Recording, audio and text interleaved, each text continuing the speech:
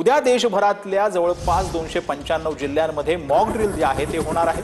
दुपारी 4 वाजता सायरन वाजवून सूचना दिल्या झाल्यानंतर या मॉक ड्रिलला सुरुवात होईल। त्यानंतर स्वसंरक्षण कसं करायचं याचं प्रशिक्षण दिलं जाणार आहे। रात्री 10 वाजेनंतर ब्लॅकआउट देखील केलं जाणार आहे। ब्लॅकआउट संदर्भातल्या सूचना देखील सरकारकडून जाहीर करण्यात आलेल्या आहेत।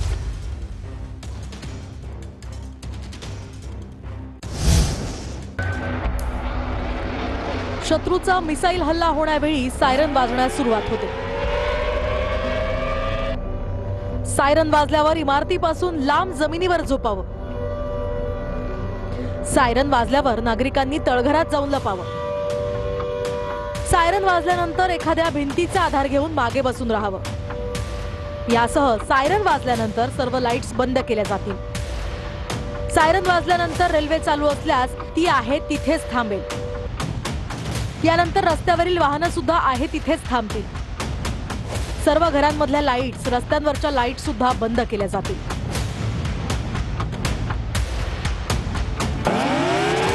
ब्लॅकआउट कसा असेल, नागरिकांसाठी सरकारची गाईडलाईन।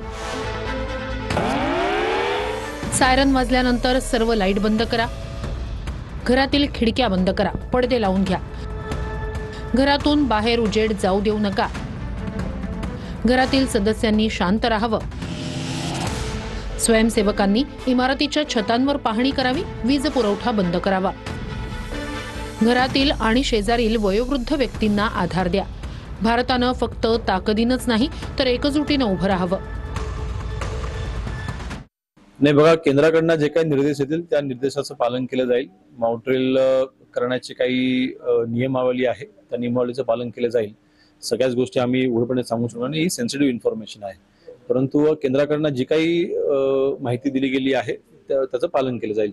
युद्धाचा अभ्यास केला जातोय, मॉक ड्रिल होते संपूर्ण महाराष्ट्रामध्ये, काय म्हणाल? संपूर्ण देशवासी एका आत्मविश्वासानं यावेळेला युद्धाला सामोरं जाण्याची मानसिकता घेऊन आहेत। कारण या देशाचं नेतृत्व खंबीर पंतप्रधान नरेंद्र मोदी साहेबांचं आहे। गृहमंत्री अमित भाई आहेत आणि त्याच्यामुळं सगळ्या बाजूंनी स्ट्रॅटेजी करत मग त्या ठिकाणी पाणी अडवणं असेल, आर्थिक नाकेबंदी असेल, अंतर्गत त्या ठिकाणचा त्यांचा द्रोह असेल, सर्व जागतिक स्तरावर पाठिंबा मिळवणं असेल, अशा प्रकारे युद्धनीती ज्याला बोलतात त्यामध्ये अतिशय चांगल्या पद्धतीनं नियोजन दिसतंय।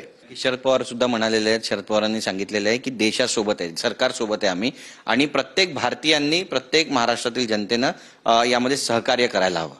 नाही, मी पवार साहेबांनी चांगली भूमिका घेतली। त्या देशाचे संरक्षण मंत्री म्हणून त्यांनी काम केलेलं आहे आणि ज्या वेळेला देशावर अशी युद्धजन्य परिस्थिती असते त्यावेळेला मला वाटतं राजकीय जोडे बाजूला ठेवून त्या ठिकाणी सरकारसोबत काम करायचं हा खरा संस्कार झाला आणि त्यामुळे मला वाटतं त्यांची भूमिका स्वागतार्ह आहे। परंतु काही लोक त्या ठिकाणी या परिस्थितीत सुद्धा राजकीय भूमिका घेत आहेत, मला वाटतं हे दुर्दैवी आहे। कॅमेरा पर्सन रवी साखरकर सह गिरीश गायकवाड, TV9 मराठी, मुंबई।